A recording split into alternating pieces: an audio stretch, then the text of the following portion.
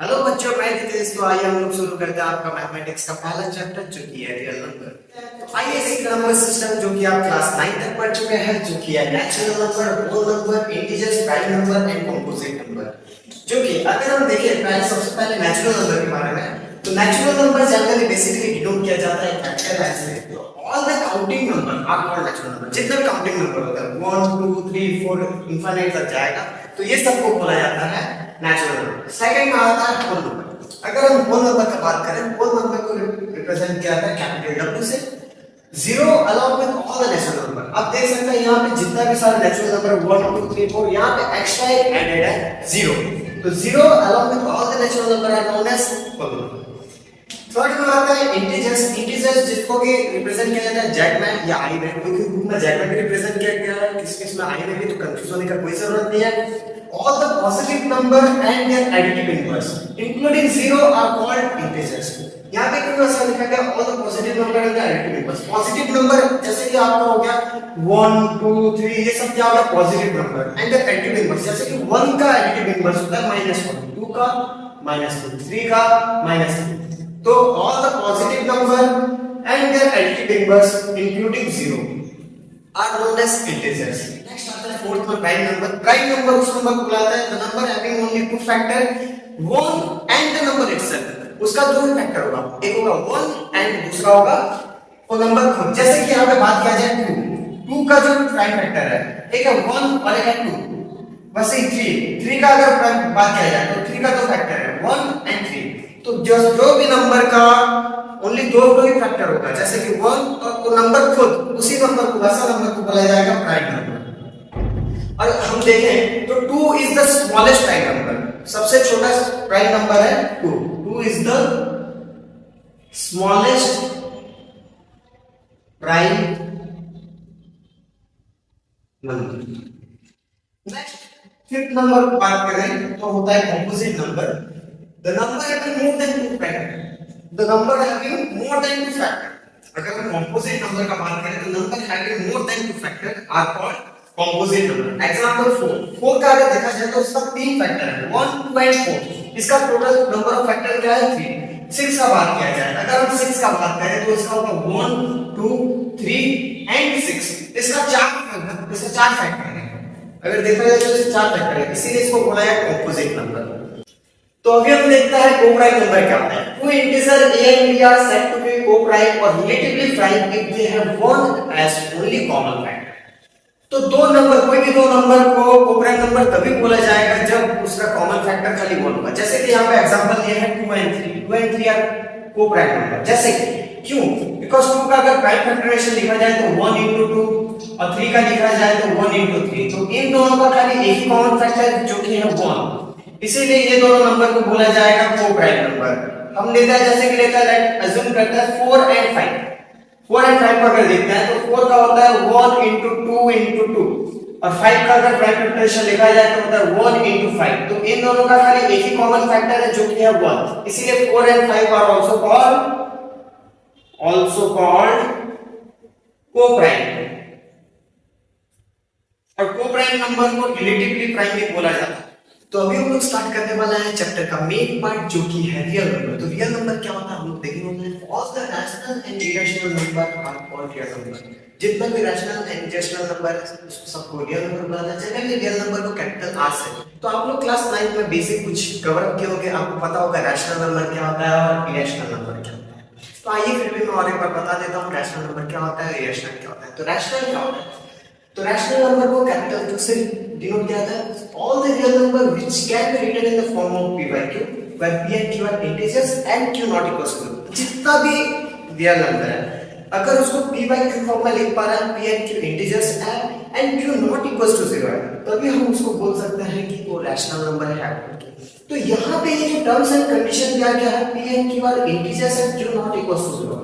p and q integers है वो सही है, q not equals to 0, denominator q 0 नहीं होना चाहिए, वो देखते हैं।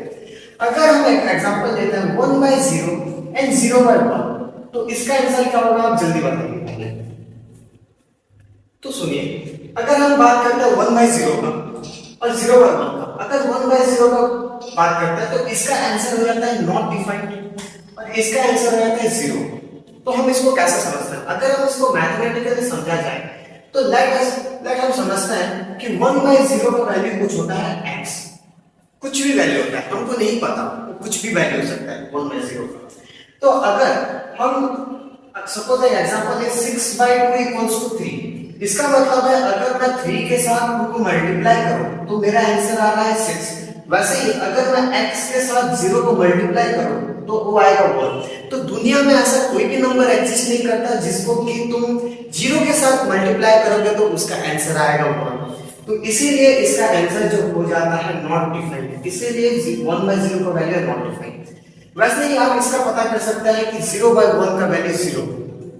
वैसे ही बस इतना से ये डाटा हमको सफिशिएंट नहीं है कि हम कोई भी रैशनल नंबर को डिफाइन कर पाएंगे।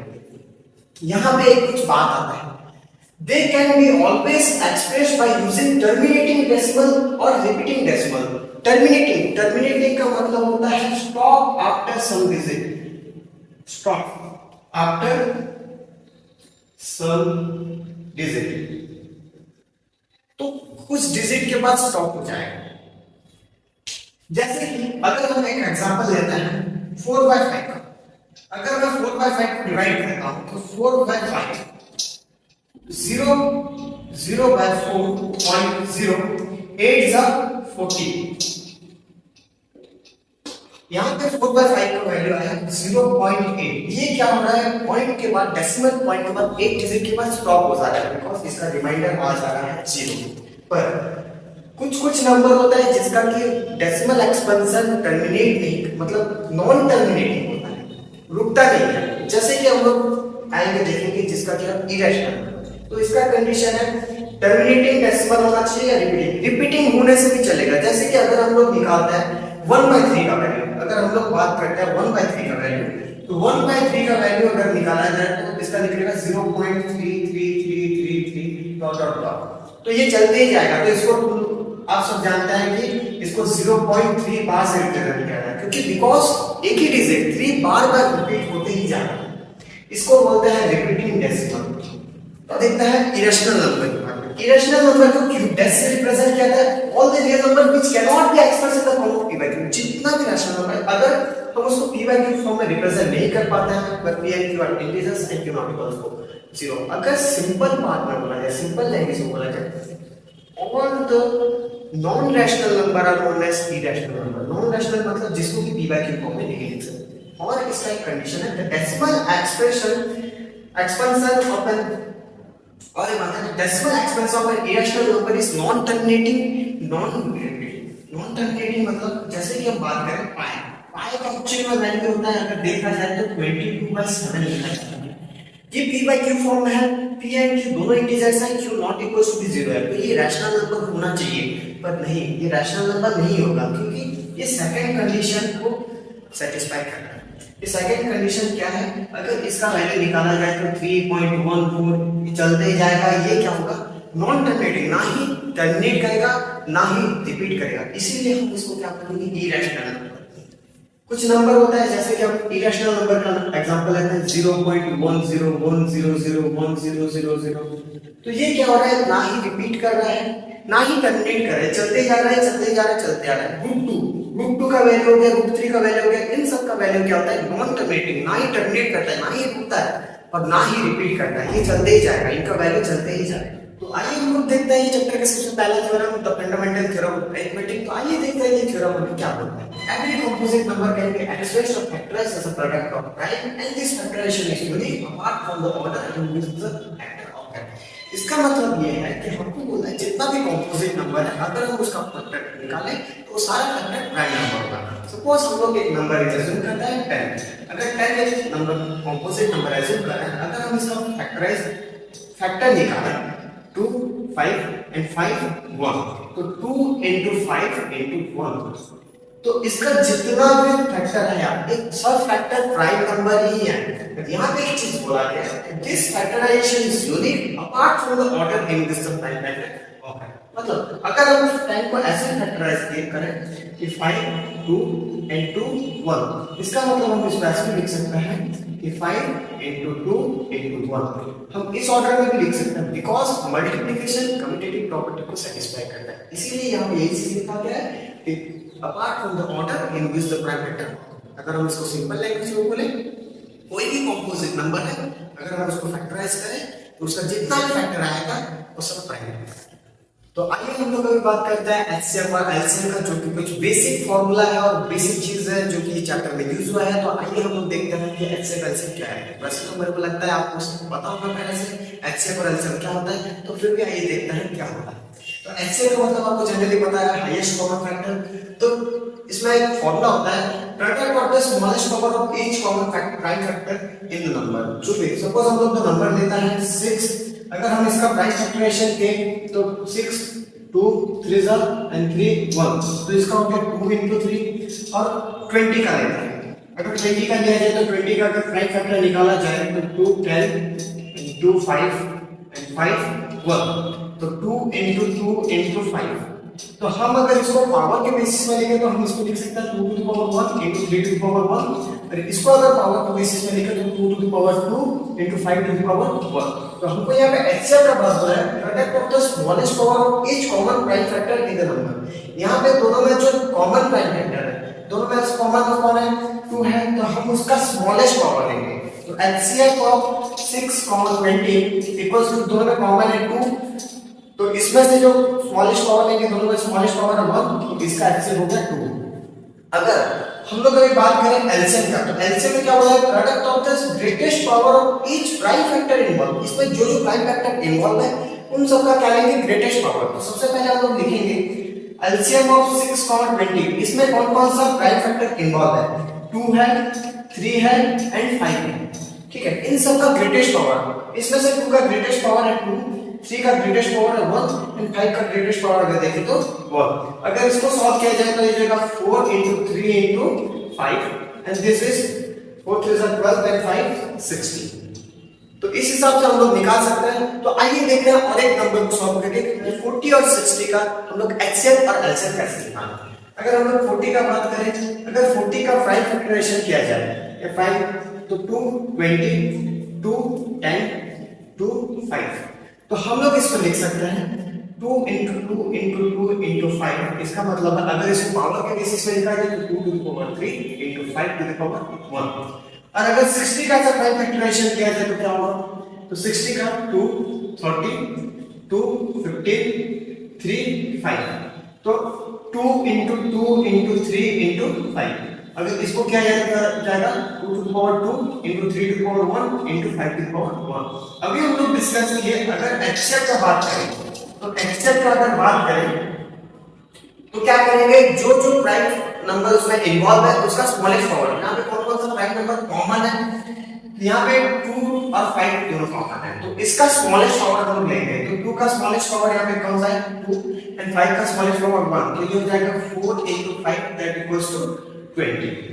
अगर हम लोग एलसीएम का बात करें दोनों नंबर 40 एंड 60, अगर एलसीएम का बात करें इन दोनों नंबर का, तो ये क्या हो जाएगा, इसमें जो जो नंबर इन्वॉल्व है, यहाँ पे जो जो नंबर कॉमन होता है, यहाँ पे जो जो नंबर इन्वॉल्व है, यहाँ पे कौन कौन सा नंबर इन्वॉल्व है 2 into 3 into 5। इसका हम लोग क्या लेंगे हाईएस्ट पावर लेंगे। क्या लेंगे हाईएस्ट पावर। 2 का हाईएस्ट पावर होता है 3, यहाँ पे 3 है, और 3 का हाईएस्ट पावर यहाँ पे 1 है एंड 5 का हाईएस्ट पावर कितना है 1। तो ये हो जाएगा 8 into 3 into 5, तो ये कितना हो जाएगा 8 into 5 हो गया 40, 40 into 3 होता है 120, ठीक है। तो हमको मिल गया एचसीएफ एंड एलसीएम। अभी हम लोग देखते हैं कि एचसीएफ और एलसीएम का एक फॉर्मूला होता है जो कि एचसीएफ ऑफ 2 नंबर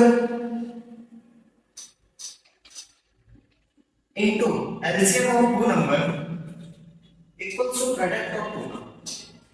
ये फॉर्मूला हमें ये बताना है कि अगर कोई भी 2 नंबर है, suppose A and B 2 number है, अगर उनका एचसीएफ निकालना है और उसका एलसीएम निकालना है, अगर वो एचसीएफ और एलसीएम का प्रोडक्ट करें तो वही दोनों नंबर का प्रोडक्ट के साथ इक्वल होगा। तो आइए हम इसको एक एग्जांपल लेके समझते हैं। सपोज हम लोग जैसे बात की इससे पहले ही 40 और 60 का, अगर हम लोग 40 का प्राइम फैक्टराइजेशन किए तो हम लोग पूरा निकाला था 2 into 2 into 2 into 3 5 तो अगर हम 40 का प्राइम फैक्टराइजेशन करें तो 2 into 2 into 2 into 5 एंड 60 का अगर करें तो 2 into 2 into 3 into 5 तो ये हो जाएगा 2 to the power 3 into 5 to the power 1 और ये हो जाएगा 2 to the power 2 into 3 to the power 1 into 5 to the power 1 तो अगर हम लोग इसका HCF निकालें तो HCF निकला था इसका 40 एंड 60 का अगर हम लोग HCF निकालें तो इसका HCF निकला था 20 और उनका अगर LCM निकालें 40 एंड 60 का तो इनका एलसीएम निकला था 120 तो आइए हम लोग इसमें डाल के देखते हैं क्या ये सेटिस्फाई कर रहा है या नहीं तो अगर हम लोग डालें तो LCM of 40, 60 into LCM of 40, 60 equals to 40 into 60 तो इनका LCM है 20 into इनका LCM है 120 equals to 240 2400 तो हम इसको अगर मल्टीप्लाई करते हैं तो ये होता है 2400 इक्वल्स टू 2400 मतलब LHS इक्वल टू RHS हो रहा है तो हम बोल सकते हैं HCF of 2 number into LCM of 2 number equals to product of